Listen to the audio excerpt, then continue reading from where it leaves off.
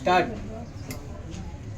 देखिए दोस्त, एक प्रश्न लिखा हुआ है कि निम्नलिखित पूर्णांकों के युग्मों का HCF और LCM ज्ञात कीजिए और इसकी जांच भी कीजिए।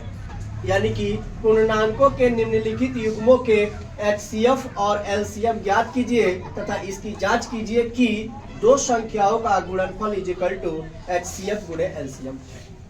ठीक है, तो चलिए देखते हैं कि कैसे निकाला जाएगा अभाज्य गुणनखंड विधि से LCM और HCF। तो इसको पहले देखते हैं। जैसे 26 है, 26 को तोड़ेंगे तो 2 गुणा 13 होगा, और 91 को तोड़ेंगे तो 7 गुणे 13 होगा, 13 7 91। अब आपको दिख रहा होगा कि दोनों में क्या शामिल है मेरे दोस्त, दोनों में शामिल है 13, यानी कि HCF क्या हो गया 13। LCM का बात होता है तो HCF को भी लेना पड़ता है। HCF के साथ साथ जो संख्याएं दोनों में बच गई है वो लेना है, 2 और 7। ठीक है, अब इसको हमको गुणा करना है। 13 दूनी 26, ठीक है, और 26 में 7 से गुणा करेंगे। ठीक है, तो 7 छके 42 और 7 दूनी 14 और 4 18, यानी 182। यानी कि HCF कितना निकल गया 13, LCM कितना निकल गया 182। अब कह रहा है कि जांच कीजिए। क्या करना है मेरे दोस्त, जांच। तो आप समझ लीजिए कि A गुने B इज इक्वल टू होता है HCF गुने LCM।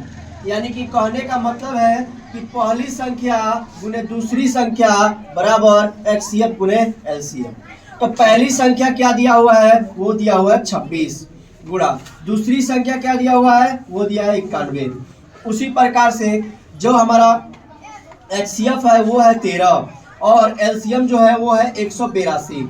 अब इसको गुणा करिए।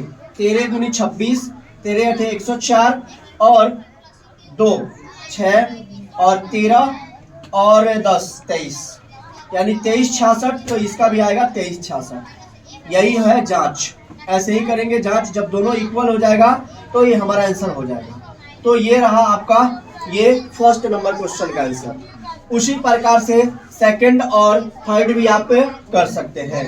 तो इसी तरह से आप LCM निकालिएगा, फिर कॉमन ढूंढिएगा, फिर ऐसे जांच कर लीजिएगा। चलिए।